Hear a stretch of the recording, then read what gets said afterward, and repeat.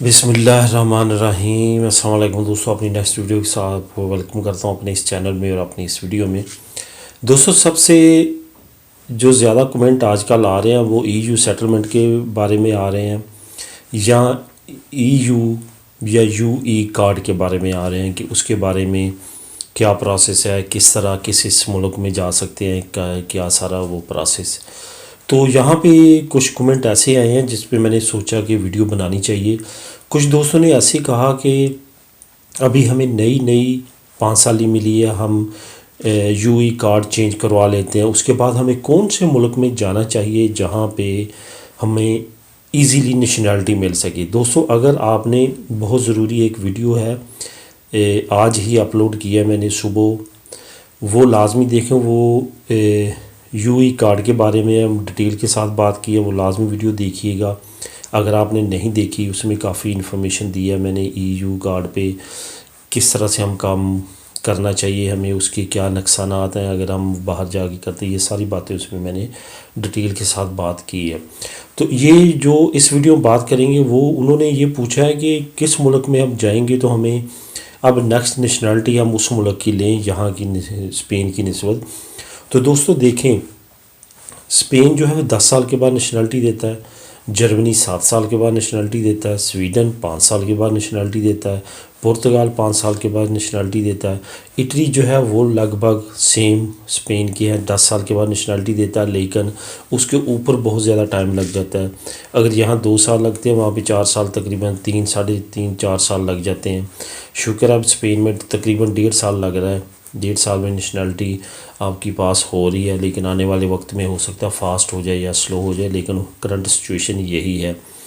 तो अभी आपने ये डिसाइड करना है कि आपको किस मुल्क में इजीली आप वहाँ पे सेटल हो सकते हैं। जो मेरा ओपिनियन है वो ये है कि जर्मनी और स्वीडन बेस्ट है यूई कार्ड के लिए। जर्मनी में बहुत इजी प्रोसेस है चेंज करवाने का, स्वीडन में भी इजी प्रोसेस है।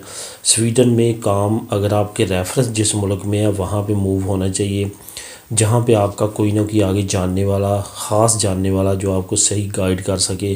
क्योंकि दोस्तों, सबसे पहले जिस मुल्क में भी आप जाते हैं, वहाँ की सबसे पहले जो आपको चीज़ फेस करनी पड़ती है वो सोसाइटी और वहाँ के लॉज़ हैं।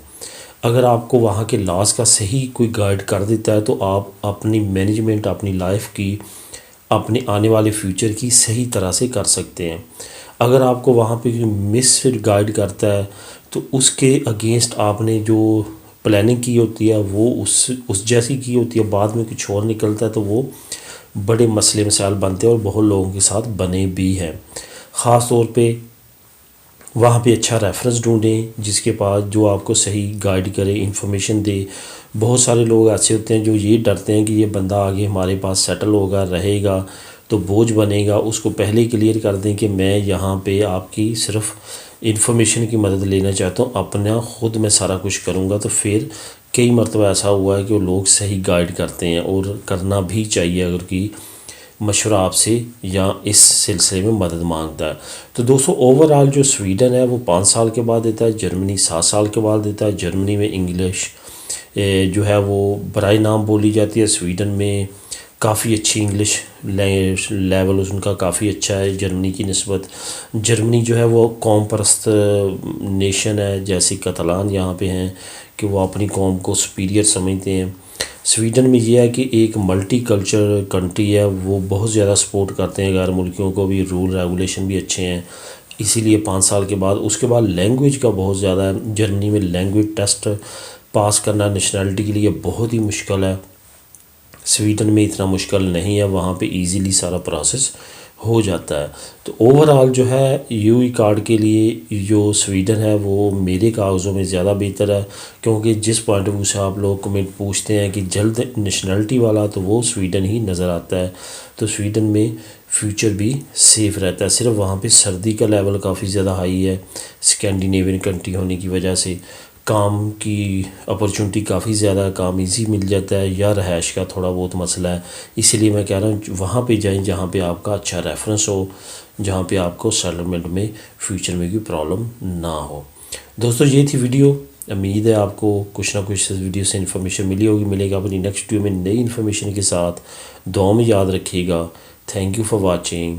अल्लाह हाफिज़।